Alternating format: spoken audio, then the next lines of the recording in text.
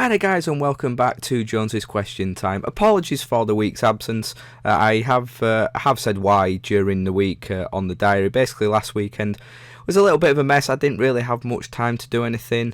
And I basically made the decision last week to leave it a week and do a sort of an extra long special question time this week round, which I hope you guys enjoy. It's kind of a backlog of questions. There's quite a few that I haven't answered for a few weeks now, and also a special little bit which I will get onto in a bit. So let's waste no time at all and get on to the first one. Oliver King, he asked this question a couple of weeks ago, so sorry for the delay, Oliver. Oh god, I can't believe I've already done a bloody racist Chinese accent. Anyway, let's do that again, shall we?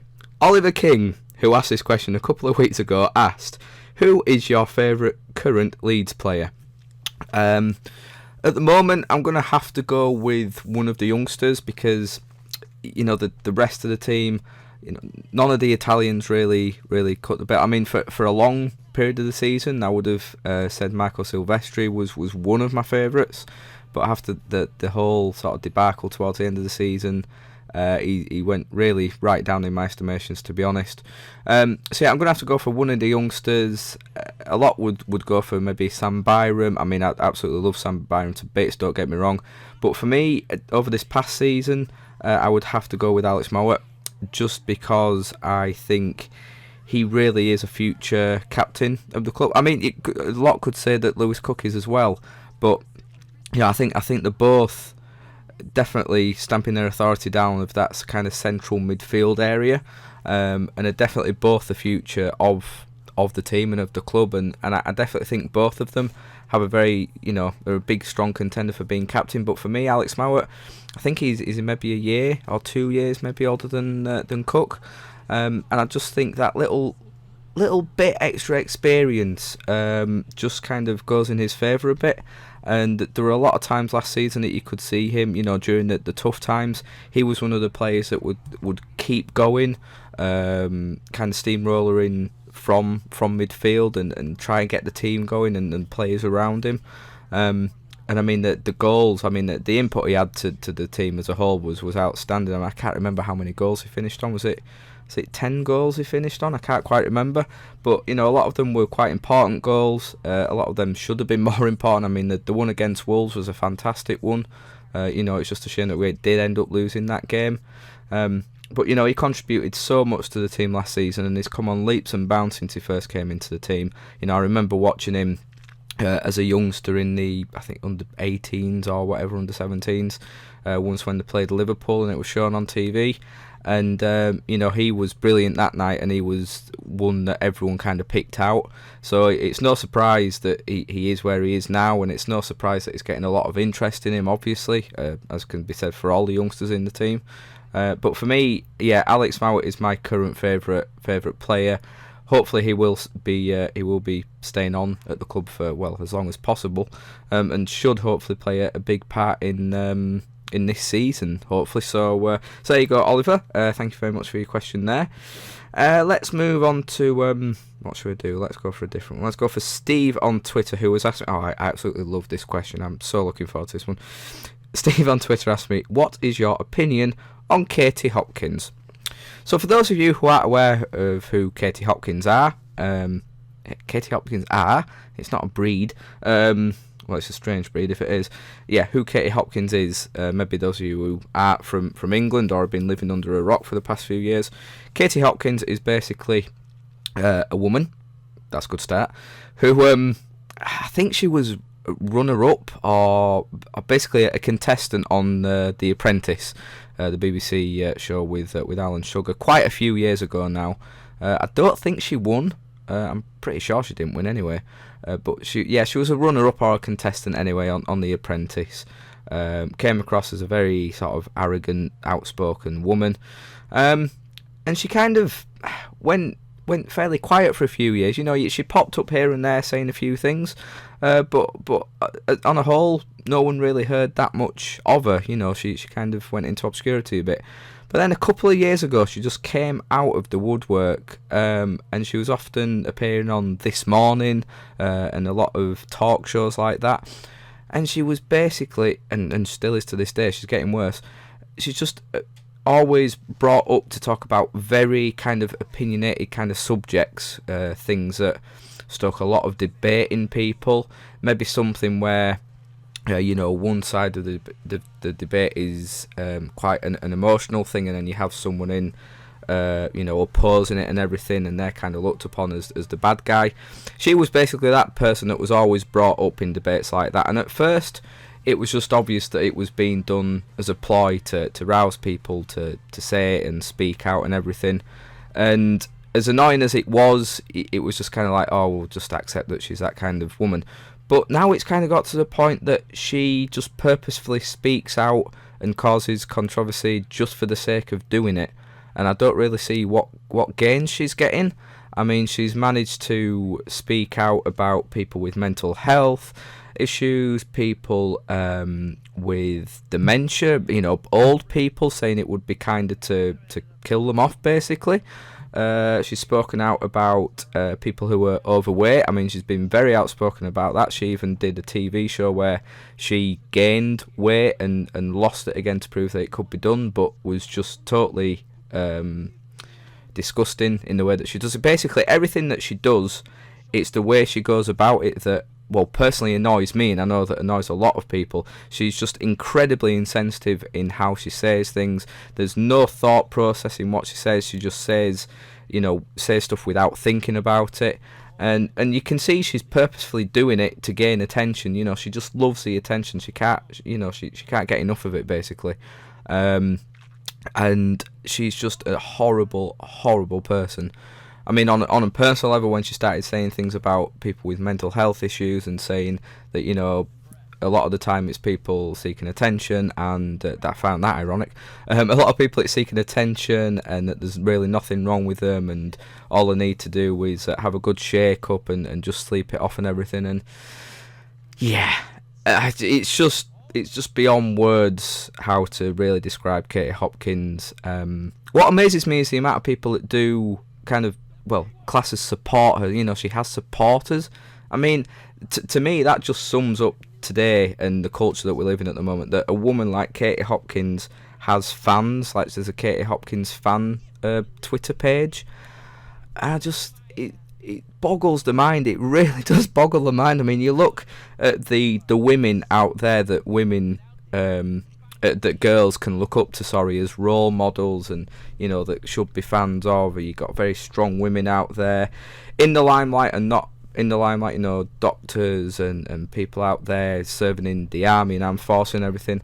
And then you've got people that are looking up to people like Katie Hopkins, and you just think, why are we even bothering anymore?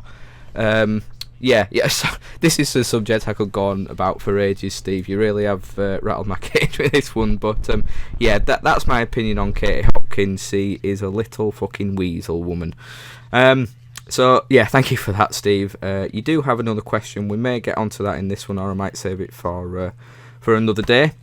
Who have we got now? Tom Roach asked me, if you had one signing for under £10 million for Leeds United, who would it be? And this is quite I mean, obviously it's very hard to determine, what players would come under the £10 million bracket now.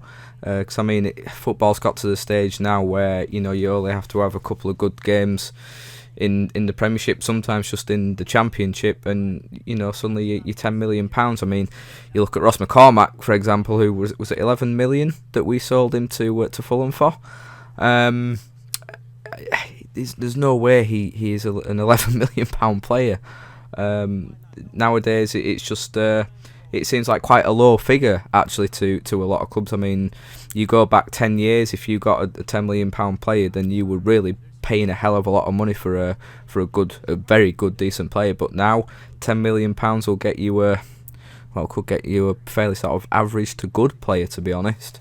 So it's kind of hard to see and guess what players would be around that total. I mean, for me, I think the biggest area that Leeds United need to improve on is definitely the striking options. We really do need a player that is going to score us, easily 20 goals a season.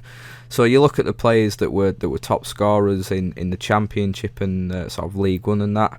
And for me, possibly a player like Matisse Vidra. Is it Matisse Vidra? Who's at Watford now? I know obviously Watford have gone up, so you don't know what players they're going to want to keep hold of. I mean, I imagine Troy Deeney will probably get a fair shot at the Premier League. Vidra, I can't remember what happened because I know he was at Watford, and then I swear did he go to Wigan whilst they were in the Premier League? And it didn't seem to work out for him in the Premier League. If that is where he went to, I can't quite remember. Or was it West Brom possibly? And he ended up going back to Watford, of course. So whether he would be classed as a player that would make it in the Premier League and maybe would just stick to the Championship, I think he's someone who will possibly be under 10 million. And I think he got about 15, 16 goals this year for Watford. So, someone like him, you look at the likes of Bakary Sakho and Noah Dicko at Wolves, two fantastic players, and especially at this level. Again, I imagine for especially Bakary Sakho, there's probably going to be a lot of Premier League interest there. Whether it's around the 10 million mark for a player like that, I don't know. I imagine Noah Dicko would possibly be just under 10 million. So he would be a fantastic shout. Very strong, athletic player up front would just be what we need, and someone who can score goals. I don't know whether saying easily is the right word of describing it, but someone who doesn't struggle to find the net anyway, like some of the players we have. And then going down into League One, Joe Garner for Preston scored the most goals in League One last year. Having someone like him at the team at the club would be amazing. And I imagine he wouldn't be as much as 10 million yet. I mean, obviously, I know it's, Preston have got promoted now. Whether he'll want to stay with Preston or not, who knows? But he would definitely be a player that we'd have to look at, I think, anyway. I think it was 20 odd goals that he scored, top end of 20 goals. So I know it's a big leap up into the Championship, but having someone like him, I would love him at the club, and I think he would probably come under just 10 million. But like I say, it's really hard to judge the players that would come in that bracket, really, Tom. But those are just a few of the names that I would personally like to see at the club anyway. Just a very decent goal scorer would be fantastic, really. So yeah, those are the players that I think we could get for under 10 million. Tom, thank you for your question again. Where should we go? We won't do that yet. Let's go to Robert Charlton. He sent a couple of questions in a few weeks ago. I've already answered one, and his second question was, if you could live or work anywhere in the world, where would it be? I've already mentioned on one of the other question time videos, someone said if you could live anywhere in the world, where would it be? And I said Italy. And that still does stick. I would absolutely love to live in Italy, and also, working in Italy would be fantastic as well. It would be the perfect kind of retreat place to get some work done. I can just imagine kind of having a villa or having a place on the Amalfi Coast, looking over the fantastic, gorgeous Mediterranean Sea, and just being able to gain a lot of maybe inspiration and stuff, just being there in the lovely, quiet, very relaxing atmosphere that you do get in Italy. Well, in certain places in Italy anyway. Yeah, that would be fantastic to live and work in Italy. Also, I've never really mentioned it before, but America as well. I would love to possibly live there. I'm not sure really whereabouts. I mean, I've always considered going to America, kind of doing a road trip there. But it would be fun, especially working wise. I mean, if I was to be working, say, doing this, YouTube for a living and everything, I mean, there would be so many fantastic opportunities over there, gaming wise. I mean, you look at the big companies that are over there, that are based over there, and all the big events and things that they have over there. You kind of look at the setup that Rooster Teeth have. Did I just say Rooster Teeth? Yeah, Rooster Teeth. You look at the setup they have over there. Having something like that would be absolutely amazing. Because I mean, Yogscast are probably the biggest kind of gaming company that you have over here in England. And their setup, as great as it looks and everything, with Yog Towers, it still is very small compared to Rooster Teeth's massive, basically what looks like an old hangar, aircraft hangar. So yeah, kind of working under those circumstances, like in LA, there's a lot of gaming offices over there. that'd be fantastic. But yeah, for me, somewhere to live and work, I'd personally like it to be somewhere quite peaceful, laid back and relaxed. And for me, you can't get more laid back and peaceful and tranquil than the Amalfi Coast in Italy. Until you go there, you can't really appreciate it. But just take my word for it, it is just the most amazing place ever, and I can imagine getting a hell of a lot of work done there without being kind of disturbed by the hustle and bustle of everyday life. So yeah, that's probably where I choose, Robert. So thank you very much for both the questions that you sent in. What else have we got? TR Gamer asked, what do you think of Uwe Rosler? I kind of already spoke about that in my recent Leeds United diary a couple of days ago. So kind of have a look at that for a more in-depth view. But yeah, I'm very happy with Rosler as a manager, as a coach. I was very impressed with the work he did at Brentford and how things started off for him at Wigan. I know it definitely went a bit downhill after his start, but he did a lot of good things there, and I think he will do very well for the club and for the team. I think he'll work well with the youngsters. With what he's already got at the club, is well set up to do well. He's already said and claimed how good Redfern did for the club, and he's left him in a good state to carry things on. It's just like I said in the video, it's how he gets on with Cellino and how Cellino runs things around him, really. If he lets him get on with his job and do what he needs to do, then I think he should do well. I think he likes to play kind of fast attacking football, which with the youngsters and with a few decent additions to the team could work very well under him. So yeah, I don't want to say I've got high hopes for him, and I don't want to be too, I know it sounds bad, but I don't want to be too optimistic about it, because like I say, it really does all depend on Cellino. I mean, already he's managed to hire and sack someone within a couple of days. I think it was going to be the head of recruitment. So it shows that he's still a bit of a crazy dickhead at the moment. So yeah, I really don't know how that's going to work out. But if I just look at Rosler as a coach and a manager, yeah, I'm really happy with him, and he's kind of pretty much one of the people that I would have chosen. Him or Mark Warburton probably would have been my choices with Redfern going. So yeah, perfectly happy to see him at the club. TR, I'm just going to call you TR. I know it's TR Game, but I'll just call you TR, whatever your name is. So yeah, those are my thoughts on him. Thank you very much for sending that in. I'll just answer this last one from Steve actually before I get onto this next little section. Another Leeds United question. He asked me, under a proper owner, would you have Simon Grayson back at Leeds United? Yes, I would. Obviously, say if Rosler hadn't been in charge and Cellino wasn't at the club, and we had decent owners and a decent chairman, and we were pretty safe in the way we were running things, I would love Simon Grayson back at the club.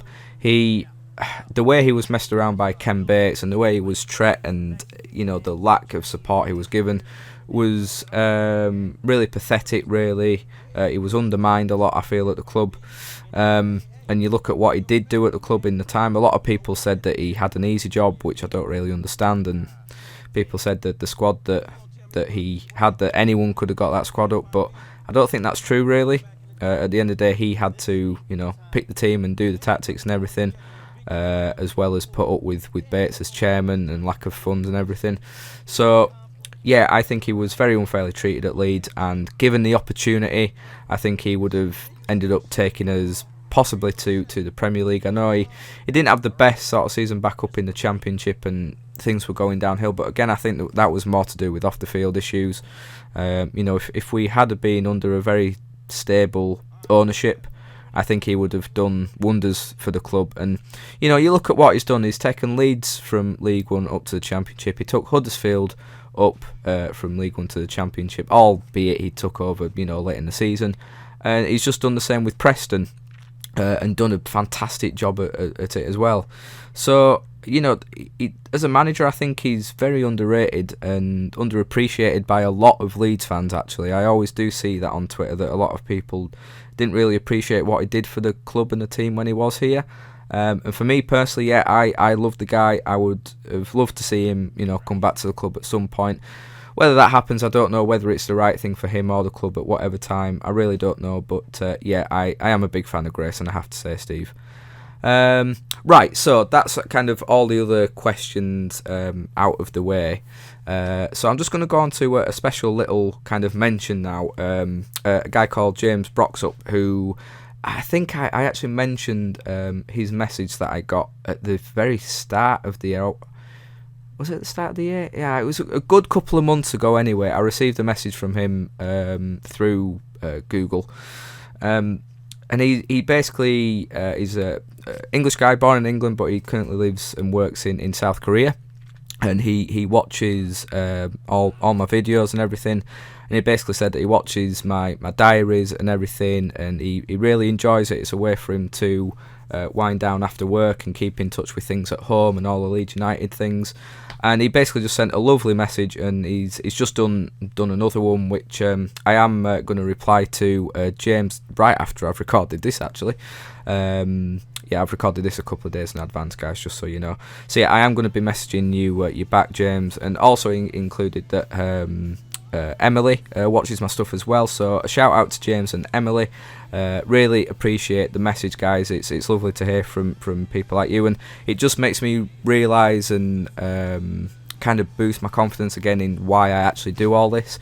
You know, the fact that two guys from South Korea are watching my stuff kind of on a daily basis and are enjoying it and feel entertained by it. It really does just give me that big massive boost. I mean, the fact that I know that other people are watching on a daily basis should, you know, does that as well. But you know, every now and again you just need this boost again and everything, and you maybe see that certain videos or things aren't going as well as you wish they would. But then you get things like that and it makes you realise, actually, you know what, I'm not doing too bad here. So it's always lovely to get messages like that. So thank you very much, James. And he sent in a lot of questions for the question time videos. So I'm gonna pick 2 out of the group that is questions that he's sent in, and keep the rest for other videos. So he's asked me, what do I know about South Korea? To be honest, not a lot. I have to kind of claim my ignorance of a lot of Asian kind of culture and things like that. It's something I don't really keep that up to date with, to be honest with you. I know that obviously it borders North Korea, obviously. That was a stupid thing to say, sorry. I know that the capital is Seoul, is it, I think? Again, I'm kind of remembering that from the World Cup. Yeah, I know that they had the 2002 World Cup. They shared it with Japan in 2002. And yeah, I'm pretty sure Seoul was one of the venues, and I'm sure that's the capital of Korea. I'm sure you'll put me right on these, James. What else do I know about it? Oh, there is one thing. Oh yeah, there is one thing I remember. I can't remember, was it QI that I watched it, or it was some program anyway that kind of said wacky and strange facts about places and things. And again, correct me if I'm wrong, James, but I swear in Korea, something like when you're born, you actually start at 1 year old. So when you're born, you're not 0, and you go up, 1 month, 2 months, 3 months, and then get to 1 year. You actually start at 1 year old. So it's a bit weird. I know that age is like a big kind of thing over in Asia in general, but I think in Korea it's like this big deal, like age and, respecting your elders and stuff like that. So yeah, that's a weird thing that I know.